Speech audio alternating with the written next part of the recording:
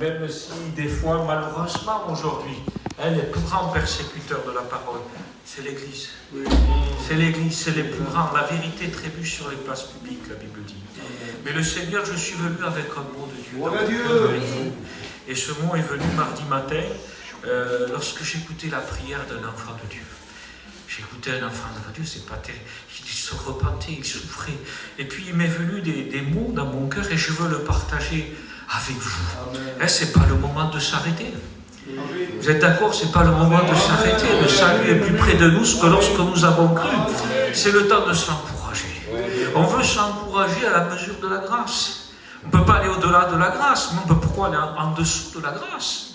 Pourquoi limiter la grâce? Non, on est appelé à puiser dans la grâce. La Bible dit, tant que tu boiras de l'eau de ce puits, tu auras toujours soif. Elle dit, mais si tu bois de l'eau que je te donnerai, tu n'auras plus jamais soif. Mais c'est pas fini. Il dit, et l'eau que je te donnerai deviendra en toi une source d'eau vive qui jaillira jusqu'à ce que tu aies besoin, c'est-à-dire jusqu'à l'éternité. Ça veut dire on ne manquera de rien. En Christ, nous sommes comblés de toute bénédiction dans les lieux célestes, la Bible dit. Il nous a donné tout ce qui contribue à la vie et à la piété. Nous avons à puiser, à découvrir, il n'y a pas de problème. Je bénis le Seigneur. Frères et sœurs, je remercie vraiment. Je vois les visages. Moi, je viens ici, c'est une cure thermale pour moi. Vous comprenez, je suis dans mon église, je suis là-bas avec les frères, on travaille, mais voilà, quand je suis ici, je me ressource. Bien que ce qu'on va parler, c'est important, je le sais, je veux donner toute sa valeur. Pourquoi? Mais parce que certains vivent d'une façon ou d'une autre. Mais aujourd'hui, ceux qui souffrent, je crois que ceux qui souffrent le plus aujourd'hui, c'est ceux qui aiment Dieu. C'est ceux qui aiment Dieu. Il y en a qui ne souffrent pas. Alors moi, je ne suis pas là pour juger. Je suis là ce soir parce que voilà, le Seigneur a mis quelque chose dans mon cœur pour le chrétien qui souffre. Et je vais peut-être employer parfois certains mots qui peuvent paraître surprenants, mais là, je crois que Dieu vient chercher des chrétiens qui peut-être vivent certaines choses qui n'ont rien à voir avec l'Évangile. Quelque chose qui est en décalage par rapport à ce qu'est un chrétien. Ce soir, on a appelé, de toute façon vous le savez, la bonne terre. La bonne terre, la Bible dit. Essayez de réfléchir un peu. Pour ceux qui connaissent l'Évangile, il dit la bonne terre, il dit c'est un corps bon et honnête. Ça paraît tellement contradictoire. Parce que la Bible dit qui connaît le cœur de l'homme? Il dit moi l'Éternel, je le connais. Il dit il est comme un buisson d'épines. Le cœur de l'homme est comme un buisson d'épines, il est incurable. C'est Dieu qui dit ça. Et pourtant notre Seigneur, il va dire la bonne terre. C'est un cœur bon et honnête. Honnête. J'ai été surpris. J'étais surpris en lisant la parole de Dieu. Et en voyant, en lisant, je méditais, et puis j'étais surpris de voir que dans le mot grec qui traduit honnête, c'est le mot kalos. C'est surprenant. Le mot kalos, ça signifie en grec honnête. Et pour ça, c'est une réalité, parce que le Seigneur est capable de faire de tout homme, et même du peuple gitan, d'un manouche, d'un sinti, c'est peu importe, mais d'un buisson d'épines. Il est capable d'en faire un cœur bon et honnête. Une terre apte, en recevant la semence de Dieu, de porter un fruit, non pas à la gloire des hommes, mais un fruit qui est capable de glorifier et donner de gloire au divin, au Dieu céleste, au ciel tout entier.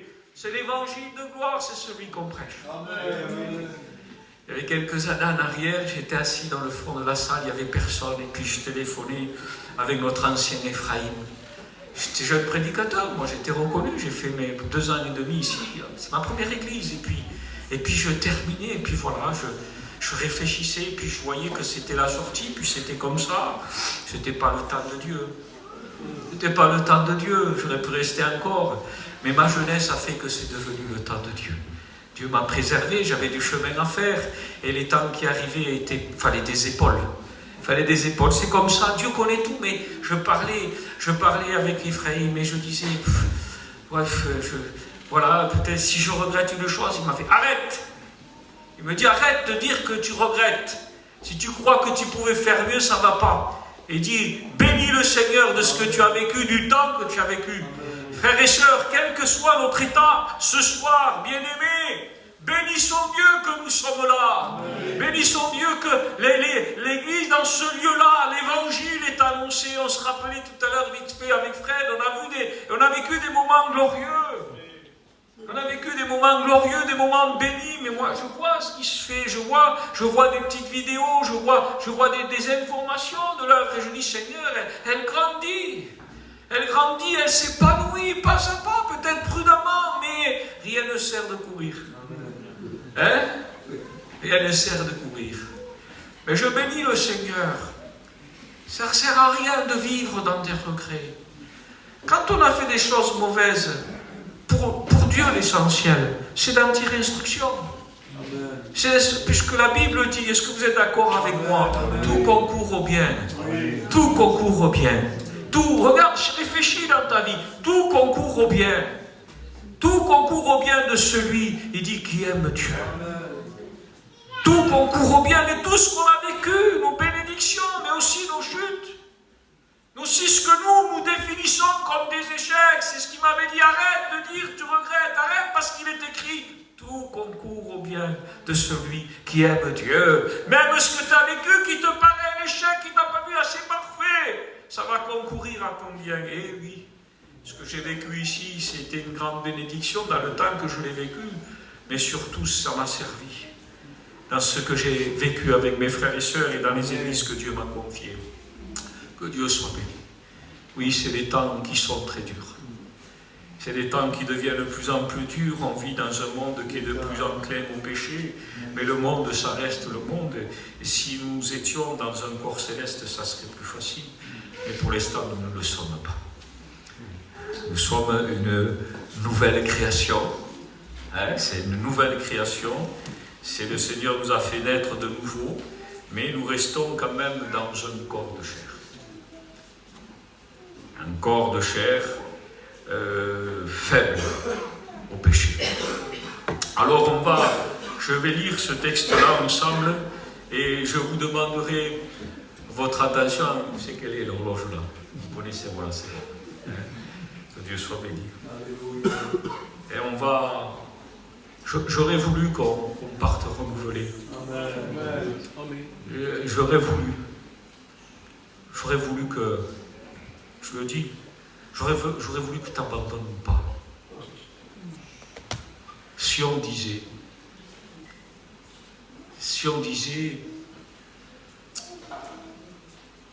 l'Éternel m'a abandonné, le Seigneur m'a oublié. C'est écrit. Si on disait, l'Éternel m'a abandonné, il dit, le Seigneur m'a oublié. Et abandonner, ça veut dire déserter. Le mot abandonner, il signifie entre autres déserter, comme un soldat qui s'y fuit. Abandonner, ça signifie jeter l'éponge. C'est fatigant de combattre, fatigant de lutter. Encore, Seigneur, je me retrouve là et dans le psaume 22, et nous ferons un parallèle entre le psaume 22 et Romains chapitre 7. Dans le psaume 22, il est écrit « Mon Dieu, pourquoi m'as-tu abandonné ?» Alors, ne craignez rien ce soir, il n'y a personne qui peut voir dans votre cœur, ni même moi. Sauf si Dieu veut me le montrer. Mais ne craignez pas. Ne craignez pas si votre cœur se reflète au travers du miroir de la parole de Dieu. Il n'y a que vous qui le voyez. Dieu le sait déjà, ce qu'il y a dans votre cœur. Dieu sait déjà ce que vous vivez. Dieu le sait.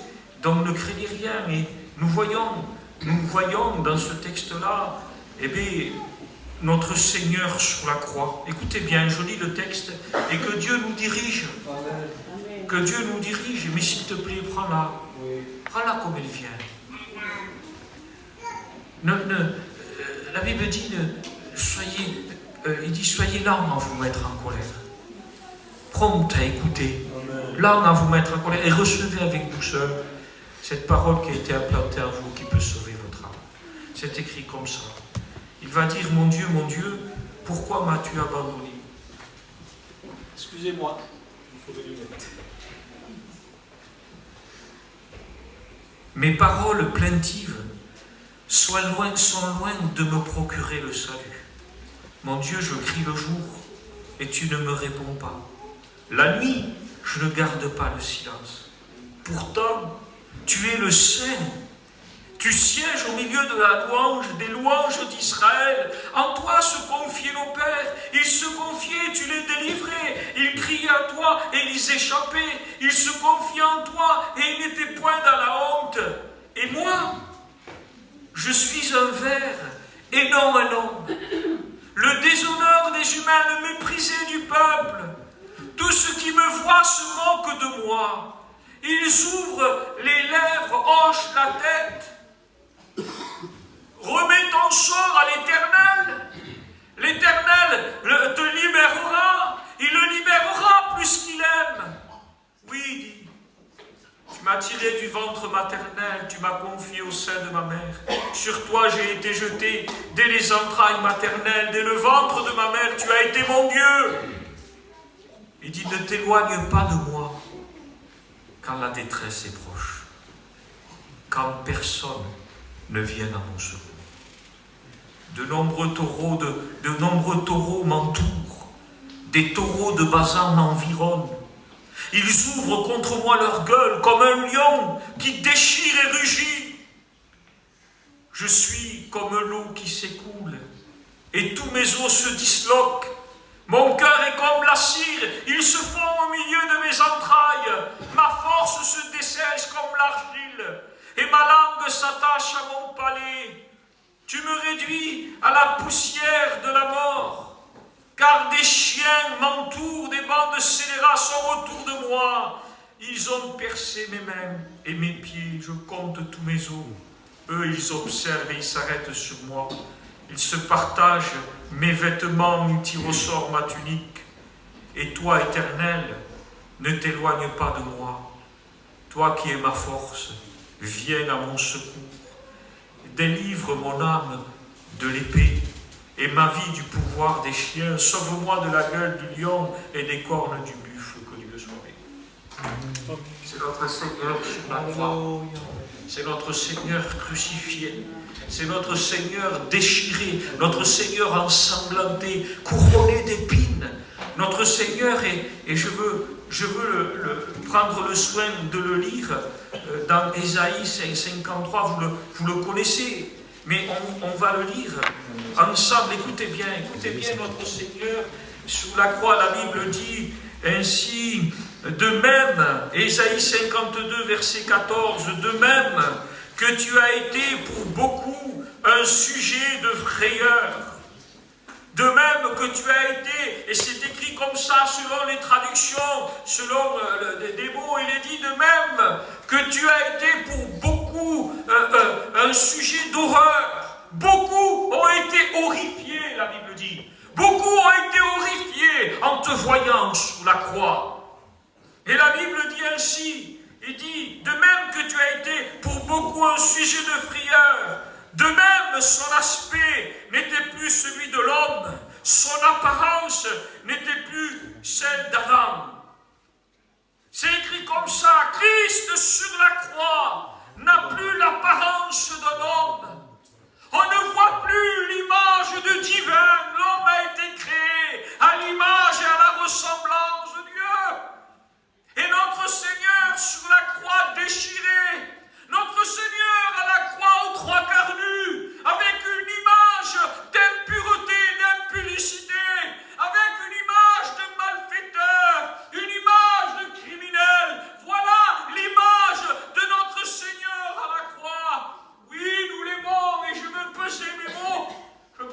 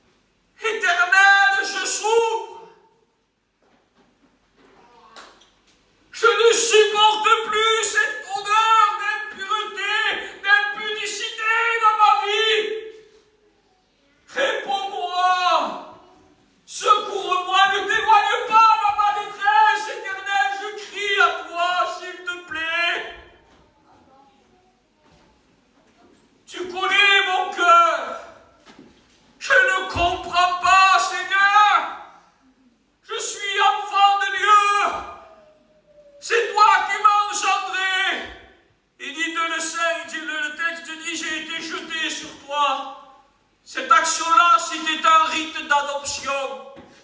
Quand un enfant naissait, qu'on le jetait sur une personne, sur un homme, c'était un rite, c'était le rituel d'adoption. Et nous savons que nous avons été adoptés, que nous avons été engendrés par la grâce de Dieu, et que nous avons été adoptés. La Bible nous dit, mon frère, ma soeur, nous n'avons pas reçu un esprit de servitude pour être dans la crainte. Mais nous avons reçu un esprit d'adoption par lequel nous crions Abba Père. Et il le fait sur la croix. Christ sur la croix. Il n'y a pas d'image plus expressive du péché que Christ crucifié. Il portait les péchés de l'humanité, de l'impureté, de l'impudicité. Il va dire ainsi, ne t'éloigne pas de moi. Il dit, dès le ventre de ma mère, tu as été mon Dieu. Ne t'éloigne pas de moi quand la détresse est proche, quand personne ne vient à mon secours. C'est la solitude. Christ sur la croix est seul. Christ sur la croix est seul. Personne ne vient me secourir. Je vois que je n'arrive même pas à trouver du secours auprès des frères et sœurs, auprès des anciens, auprès des serviteurs de Dieu. Je suis dans ma souffrance, je suis dans ma douleur, je suis dans mon péché. L'apôtre Paul dira ici, je ne comprends plus ce que je vis. Je ne comprends plus ce que je vis. Pourquoi? Parce que je fais ce que je hais. Je fais ce que je hais. Je ne fais pas le bien que je veux. Et je fais le mal que je ne veux pas. Je ne comprends plus, Seigneur, tes promesses. Seigneur, où es-tu? Je vais jeter l'éponge. Je vais craquer. Je n'ai qu'une seule pensée. J'écrivais ainsi, pourquoi je me retrouve dans cet état? Pourquoi je suis humilié, Seigneur? J'ai honte, j'éprouve du dégoût. Ce que je contemple n'est pas l'image d'un chrétien, Seigneur. Je souffre, j'ai mal. Je ne comprends plus ce que je vis. J'ai honte de mes pensées impures. Je ne supporte plus la souillure, l'odeur de la corruption. Je voudrais partir, je voudrais fuir, je voudrais m'échapper. Je ne supporte plus ce lieu. Mais Christ est sur la croix. Et sur cette croix, il est crucifié. Et l'odeur de l'impureté, de l'impudicité, nos vies et nos passions, cette odeur nous saisit. La Bible dit, il s'arrête et il regarde, il m'observe. Et le mot employé d'observer, c'est il regarde au-dedans de moi. Il regarde au-dedans de moi. Oh, si Dieu regardait au-dedans de toi, si Dieu regardait en ton intérieur, qu'est-ce qu'il verrait? Comment tu te sentirais si Dieu regarderait dans ton intérieur? Comment tu te sentirais? Il dit, je suis environné des taureaux de Basan, entourés sont nombreux. Des choses qui n'existent pas, des choses qui n'ont rien à voir avec les chrétiens. Il va dire, délivre-moi, peuple de Dieu. La Bible dit, l'Esprit de l'Éternel est sur moi. L'Esprit de l'Éternel est sur moi, l'Éternel m'a oint. La Bible dit pour guérir les cœurs brisés. Il veut guérir les cœurs brisés. Il dit pour redonner la vue aux aveugles. Il dit pour délivrer les captifs, pour rendre libre l'opprimé. Michael, à qui s'adresse ce texte-là? S'adresse pas au peuple de Dieu? S'adresse à Israël? C'est à Israël qui s'adresse, c'est au peuple de Dieu, un peuple qui a besoin que son cœur brisé soit guéri. Quoi de plus qui brise un cœur d'un enfant de Dieu quand il se retrouve sous des dominations de péché, quand il se retrouve entouré par des chiens? Qu'est-ce que cela fait dans ma vie? Est-ce que tu veux que cette parole porte du fruit dans ta vie? Sois honnête ce soir. Après avoir fait son expérience, la prière de David, crée en moi un cœur pur. Crée en moi un cœur pur. J'ai toujours cru qu'un cœur pur, il était pur parce qu'il n'y avait pas de péché. Pour moi, c'était ça, c'était un cœur super saint, c'était un cœur qui n'avait pas de péché. Mais j'ai compris que ce n'est pas ça, un cœur pur. Un cœur pur, c'est un cœur transparent. Un cœur pur, c'est un cœur que lorsqu'il pêche, ne le cache pas. Voilà le piège du diable. Lorsqu'Adam a désobéi, il a eu honte. Ça, c'est pas mauvais d'avoir honte du péché, il n'y a pas de problème. Mais il est allé se cacher. Et ça, c'est la manœuvre de Satan. C'est que tu restes caché. Et bien plus. Il veut que tu fuis. Il veut que tu t'échappes. Et tu as ce sentiment, toi. Lui, il te fait culpabiliser. Tu ne peux pas prétendre être chrétien. Après ce que Christ a fait pour toi, après ce qu'il a enduré pour toi, tu te retrouves dans des lieux de ténèbres. Lisons la parole de Dieu. Il est écrit, il est temps de vous réveiller, enfin du sommeil. Vous savez en quel temps nous sommes. Il est temps de se réveiller, car le salut est plus près de vous que lorsque vous avez cru. Qu'est-ce qu'il dit? Dépouillez-vous donc des œuvres des ténèbres.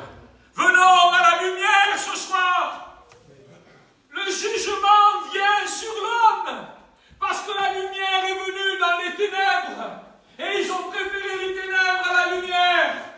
Voilà pourquoi l'homme est jugé, parce que Dieu a envoyé la lumière et ils l'ont rejeté.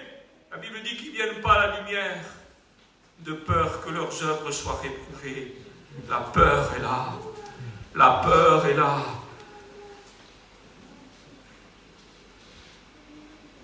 Est-ce que nous connaissons Dieu? La Bible dit que l'amour parfait bannit la crainte. L'amour, si nous connaîtrions Dieu, on n'aurait pas peur de Dieu. On n'aurait pas peur de Dieu. Oui, c'est ce que j'ai écrit. Je voudrais fuir. Je voudrais m'échapper. Seigneur Jésus, je ne comprends pas. Tu es dans la louange d'Israël. Il dit, il te priait. Ils se confient en toi, et tu les délivrais, ils criaient à toi, ils échappaient. J'ai des textes qui me viennent. Il dit 7 fois le juste tombe. 7 fois l'Éternel le relève. C'est pas un chiffre. C'est pas qu'il va te relever 7 fois dans ta vie. Non, c'est que 7, c'est le chiffre de la perfection. Ça veut dire qu'il sera toujours là pour te relever. Ça veut dire qu'il t'a fait une promesse, et celui qui a fait la promesse est fidèle. Il a le pouvoir de nous tenir debout jusqu'à la fin.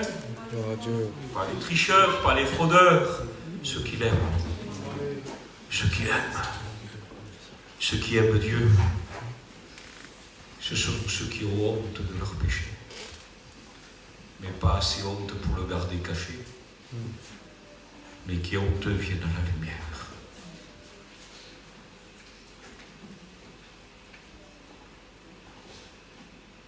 L'apôtre Paul dit, je ne comprends plus ce que je vis. Et il va dire, je suis malheureux. Je suis malheureux. Est-ce que vous croyez que quelqu'un qui veut vivre dans le péché va dire « je suis malheureux » ? Vous savez pourquoi Paul était malheureux? Parce qu'il voulait être agréable à Dieu. Parce que Paul était rempli d'un zèle pour Dieu. Et à un moment donné, il va dire ce que je hais, c'est ce que je fais. Écoutez-moi, il y a de quoi perdre la tête.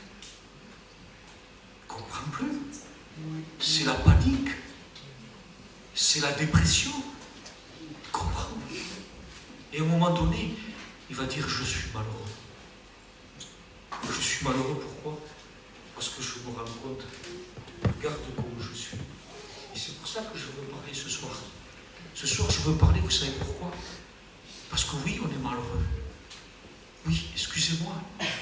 Oui, cette odeur mauvaise de la corruption, de la souillure, du péché remonte dans nos vies chrétiennes. Mais je voudrais te montrer quelque chose dans la parole de Dieu.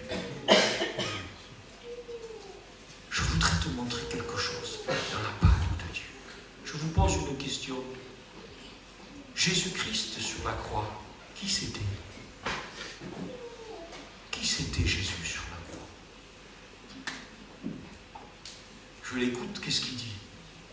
Père, mon Père, mon Dieu, pourquoi m'as-tu abandonné?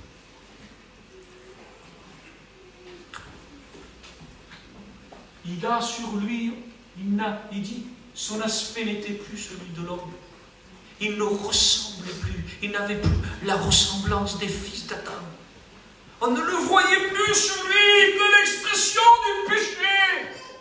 Son corps déchiré aux trois carnus, rempli de sang, l'expression de la violence, de la méchanceté de l'homme.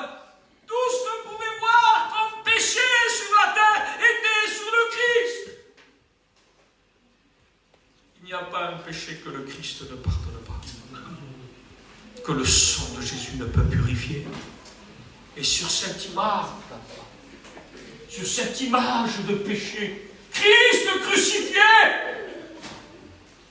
un homme qui était en train de l'insulter, se tourne vers lui et lui dit, quand tu viendras dans ton règne, souviens-toi de moi.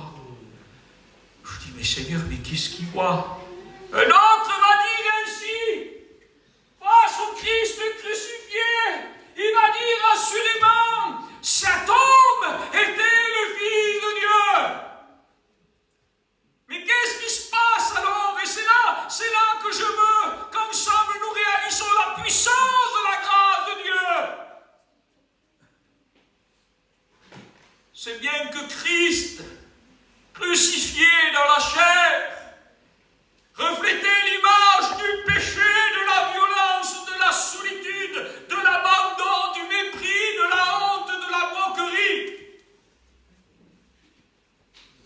C'est ce que j'ai écrit sur ce papier. L'image du péché n'a pas pu cacher l'œuvre de la sainteté. Je vous cite un texte. C'est important dans ces mots que je vous dis. Il est écrit dans Galates 2:20, « Je suis crucifié avec le Christ. Et ce n'est plus moi qui vis. C'est Christ qui vit à moi. Et ma vie présente dans la chair, je la vis dans la foi au Fils de Dieu, qui m'a aimé et qui s'est livré pour moi. » Est-ce que tu comprends ceci? Écoute, j'arrive à la fin, écoutez-moi. Dans toute l'expression, écoutez-moi, dans toute l'expression du péché, dans toute l'image du péché que reflétait Christ sur la croix, il n'en était pas moins le Fils de Dieu. Il n'en était pas moins le Fils de Dieu. Mon frère, ma soeur, ne jette pas l'éponge. Toute l'œuvre de Satan, dans ce moment-là, pour Christ, avait un seul but, qui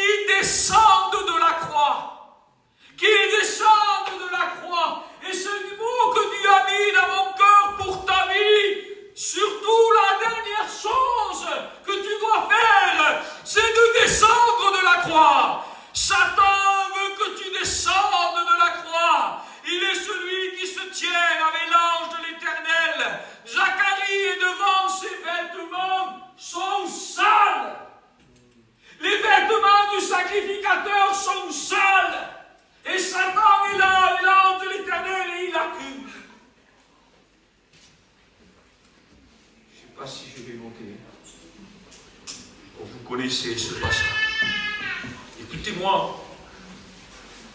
Les vêtements du sacrificateur sont sales et Satan est là. Et tu es dans ta vie. Ça, excusez-moi, le puanteur d'impureté, de péché. Et tu es là, tu as envie de partir. Je ne peux plus rester là. C'est plus ma place à moi. C'est pas vrai, je ne suis pas un chrétien. Regarde, je vois que le péché.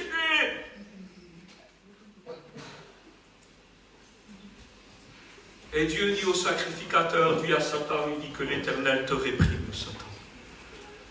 Car mon choix s'est porté sur Israël. Toi qui es là ce soir, le Seigneur dira, ce n'est pas vous qui m'avez choisi. Il dit, mais c'est moi qui vous ai choisi. Et je vous ai établi afin que vous alliez, que vous portez du fruit et que votre fruit demeure. C'est lui qui nous a choisis. C'est lui qui nous a choisis. Écoutez-moi, Christ sous la croix, portant les péchés, est resté fils de Dieu. Il est resté fils de Dieu. Écoutez ce qu'il va dire, écoutez-moi. L'apôtre Paul va dire ainsi. Il décrit des états de dépression, des états de panique, des états d'incompréhension. Et il va même dire, je suis malheureux. Je suis malheureux. Et dans le psaume 22, il était dit, mon Dieu, pourquoi m'as-tu abandonné? Mes paroles sont plaintives, sont loin de me procurer la délivrance. Écoutez bien, je crie le jour et tu ne me réponds pas. Tu ne me réponds pas. Dans ma vie, je vois des taureaux qui m'assaillent. Je suis entouré de chiens qui est l'image de l'impureté. Et quelque chose, je veux le dire, je crois que c'est la pire des choses. La pire des choses, c'est quand on perd le contrôle de nous-mêmes. Ça, c'est terrible, ça. Essayez de vous imaginer. Essayez de vous imaginer que le matin, vous vous levez, vous allez vous laver le visage, vous vous mettez devant le miroir et que vous n'arrivez pas à reconnaître celui qui est dans le miroir. C'est dit, comment ça va se passer? Vous savez qui c'est, mais vous n'arrivez pas à le dire. Essayez d'imaginer que vous avez soif et vous voulez prendre cette bouteille et puis vous parlez et puis vous faites ça et puis vous revenez et tu veux la prendre 2 fois et tu fais ça. Et ça m'arrive, et puis tu pars, tu peux peut-être 3, 4 fois. Au bout d'un moment, tu dis, qu'est-ce qui m'arrive? Je n'arrive pas à saisir la bouteille. Je ne contrôle plus moi-même. Il n'y a rien de plus qui nous fait paniquer que quand on perd le contrôle de nos vies. Et des fois, le degré de notre dégradation spirituelle est tellement profond qu'on rentre dans des paniques de crainte, de doute, de peur. Et il dit ainsi, je crie le jour et tu ne me réponds pas. Il dit un peu plus bas, écoutez bien, Éternel, toi Éternel, ne t'éloigne pas de moi. Toi qui es ma force, viens en hâte à mon secours. Délivre ma vie du pouvoir des chiens, du pouvoir de l'emprise. Excusez-moi des mots que j'emploie, mais vaut mieux se parler maintenant. Vaut mieux se parler maintenant. Parce qu'après, ça sera trop tard. Rien d'impur ni de souillé n'héritera du royaume des cieux. La Bible dit, croyez-vous que vous échapperez au jugement? Elle dit, croyez-vous que vous, parce que genre on est chrétien, on est baptisé, on va avec des choses dans notre cœur, on va rentrer dans ça. On va rentrer. C'est provoquer Dieu, c'est tenter Dieu. Écoutez bien. Délivre-moi du pouvoir des chiens. Sauve-moi de la gueule des lions. Alors là, des cornes des buffles. Il n'y a rien qui est l'image de la puissance que le buffle. Et les cornes, c'est la puissance. Alors je peux vous assurer qu'il est question d'une vie dominée. C'est une vie sous la domination et pas du Saint-Esprit. Écoutez bien, donc, écoutez bien. Tu m'as répondu. Seigneur, viens me secourir. Seigneur, me s'ouvre. Seigneur, regarde les taureaux, regarde le péché, regarde ça dans ma vie, Seigneur. Et puis d'un coup, tu m'as répondu. La réponse de Dieu. Combien elle est précieuse, la réponse réponse de Dieu, vous savez, la réponse de Dieu, elle change tout. La réponse de Dieu, elle change tout. La réponse de Dieu a changé la vie de Job. Job était dans une tempête, vous connaissez l'histoire de Job. Et on lui disait de tout à Job, il avait beau essayer de montrer qu'il était pur, il n'y avait rien à faire. Si t'es comme ça, c'est parce que tu as péché. Et il n'avait rien à faire, il ne savait plus comment faire. Et puis à un moment donné, c'est écrit au chapitre 38, du milieu de la tempête, l'Éternel répondit à Job. Amen. Du milieu de la tempête, il avait toujours tout perdu, pas ses enfants, ses richesses, tout ce que vous voulez, tout était perdu. Mais là, il est dans la tempête, et là l'Éternel lui répond. Et dès que Dieu lui répond, son état d'esprit change. C'est ce que nous avons de plus précieux, frères et sœurs, la réponse de Dieu. Nous avons un Dieu qui répond, et lui il dit, je crie le jour et tu ne me réponds pas. Il souffre. Il souffre de la douleur parce qu'il voit dans sa vie des choses qui ne devaient pas être. Il voit une réalité. Il veut partir. Et au verset 22 du psaume 22, il va dire, tu m'as répondu. Regardez ce qu'il dit d'un coup. Je publierai ton nom parmi mes frères, je te louerai au milieu de l'assemblée. Et regardez, vous qui craignez l'Éternel, louez-le. Vous toute la descendance de Jacob, glorifiez-le. Il dit, tremblez devant lui, vous toute la descendance d'Israël. Écoutez bien, car il n'a ni mépris, ni dédain pour les peines du malheureux. Il ne lui cache pas sa face, mais il l'écoute quand il crie à lui. Dans sa panique, dans sa douleur, il dit, Éternel, je crie à toi le jour et tu ne me réponds pas. C'est pas parce que Dieu ne te répond pas qu'il ne t'écoute pas. Ce qui est important, c'est d'être écouté de Dieu. Parce que Dieu connaît les temps. Dieu connaît les circonstances. Et Dieu sait quand intervenir. Écoutez bien, il va dire, je crie le jour et tu ne me réponds pas. Et là, il dit, il n'a ni mépris ni dédain pour les peines du malheureux. Il ne lui cache pas sa face, mais il l'écoute quand il crie à lui. Il l'écoute. Mon frère, ma soeur, Dieu t'écoute. L'apôtre Paul ne dit pas, j'aime. Il ne dit pas, je fais ce que j'aime. Il ne dit pas, je fais ce que j'aime. Il dit, je fais ce que je hais. Je fais ce que je hais. Je le dis avec mon cœur, avec conviction. Quel que soit ton état, ne descends pas de la croix. Reste sur la croix. Parce que l'œuvre de la croix. Écoutez bien, j'oublie ce texte-là. J'arrive à la fin, j'ai terminé.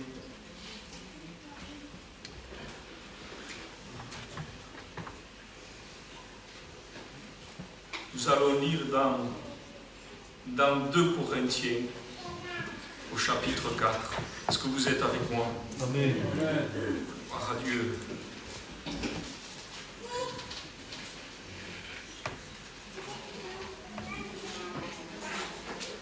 On va prendre 2 Corinthiens au chapitre 4. Je peux le lire comme cela. Au verset 7, nous portons ce trésor. Écoutez, je vais prendre plus haut. Écoutez bien, nous ne nous prêchons pas nous-mêmes. C'est le Christ Jésus, le Seigneur que nous prêchons. Et nous nous disons vos serviteurs à cause de Christ. Car Dieu, qui a dit, la lumière brillera du sein des ténèbres. Excusez-moi, je crois qu'à ce moment-là, il n'y avait pas un lieu plus ténébreux que le lieu de la croix.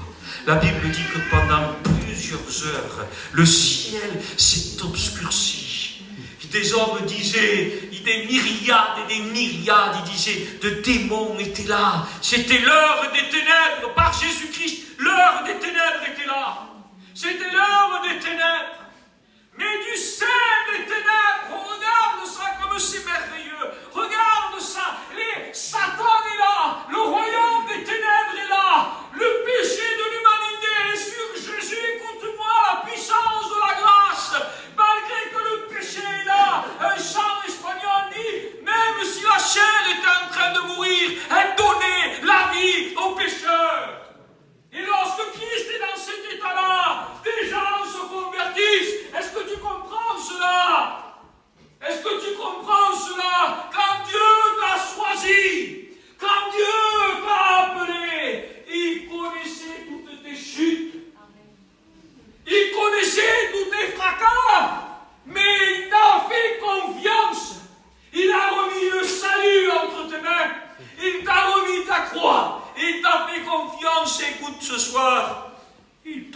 encore confiance.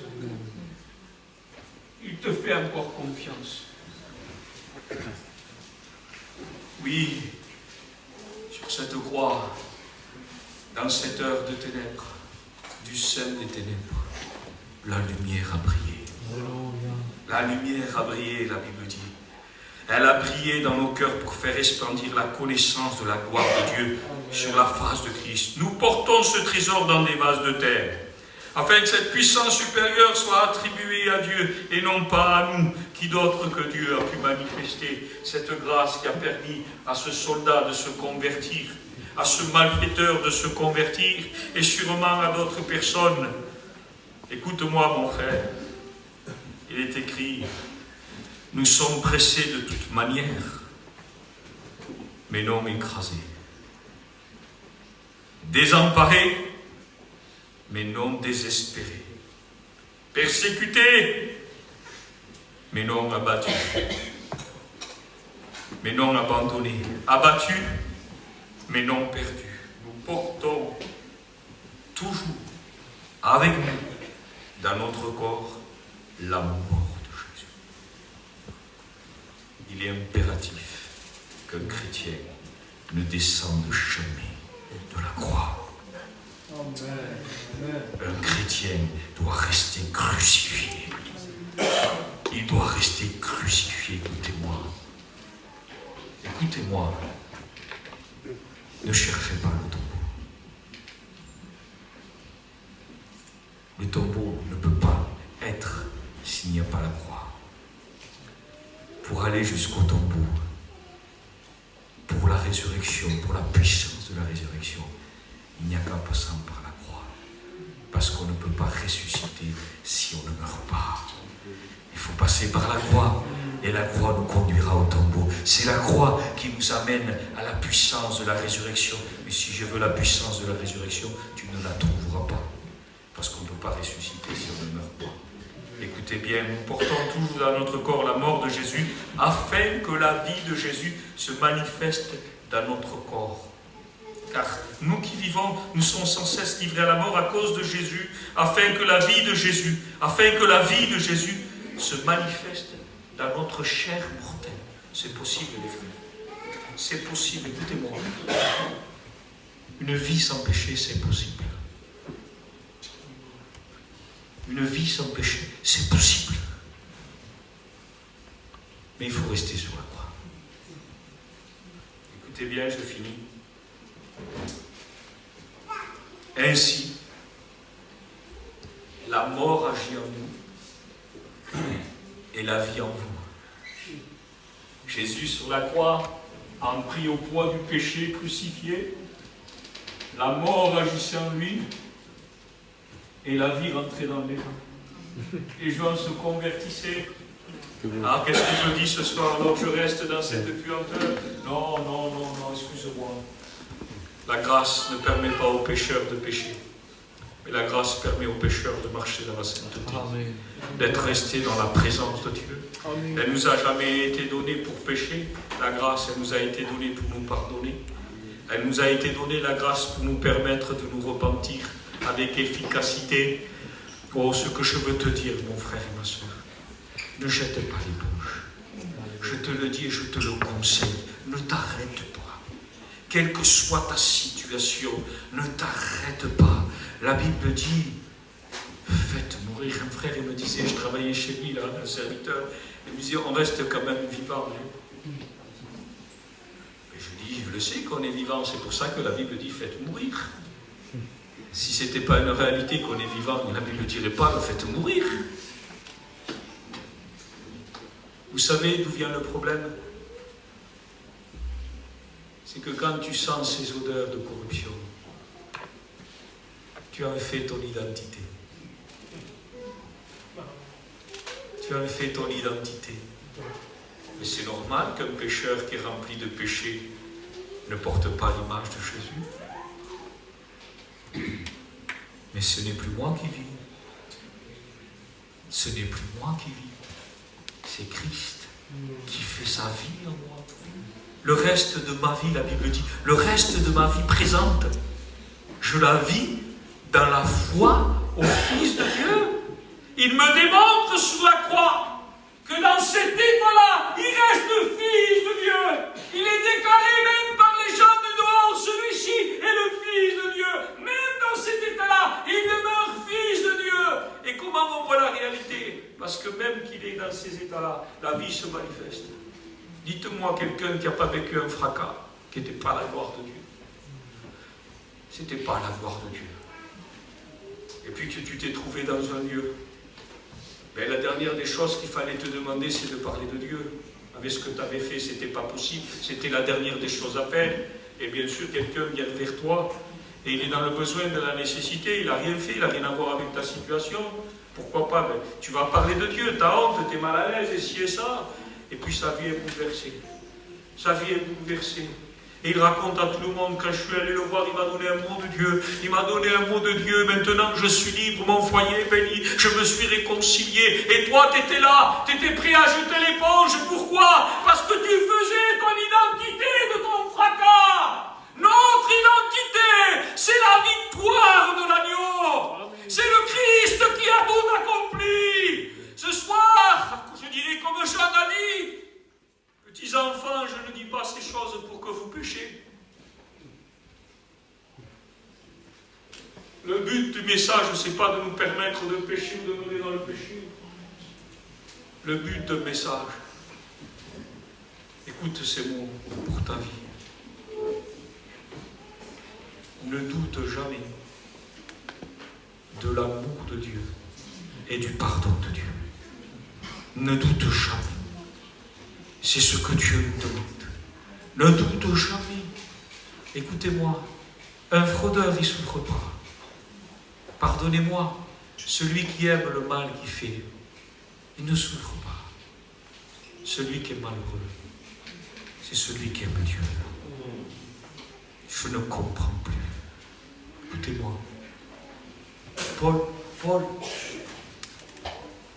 qui me délivrera? Qui me délivrera? Attends, t'es Paul? Si je pose une question, c'est parce que je n'ai pas la réponse. Je ne vais pas demander à quelqu'un quelque chose que je connais la réponse. Paul, dans son expérience, dans la circonstance, ne savait pas. Et il dit, qui me délivrera? Mon peuple périt faute de connaissance. Un texte dit, mon peuple est sans frein. Sans frein. Vous savez, c'est quoi quelqu'un qui est sans frein? C'est qu'il se livre à fort. Il se livre à tout. Pourquoi? Parce qu'il n'a pas la connaissance de sa véritable identité. Il n'a pas la connaissance de la délivrance que nous donne la grâce. Nous sommes en train, écoutez-moi ce que je vous dis. Moi, je suis avec vous ce soir. On est en train de mener des combats que Christ a gagnés à la croix. On cherche à avoir des victoires alors que Christ nous l'a obtenu à la croix. Ne doute jamais. Et ça brûle dans mon cœur, c'est fort. Ne déserte pas. N'abandonne pas. C'est tout l'effort que Satan a voulu s'il est fils de Dieu, qui se sauve lui-même. Il voulait qu'il descende de la croix. Il voulait, parce que vous savez pourquoi? Parce que pour faire mourir cette nature terrestre, il n'y a que par la croix. Amen. Et si tu descends de la croix, là oui, c'est le désespoir. Écoutez-moi. Il vaut mieux que tu souffres en restant sur la croix, que tu sois dans une force de liberté en bas de la croix. Reste sur la croix. Que Dieu soit béni, on s'incline devant le Seigneur.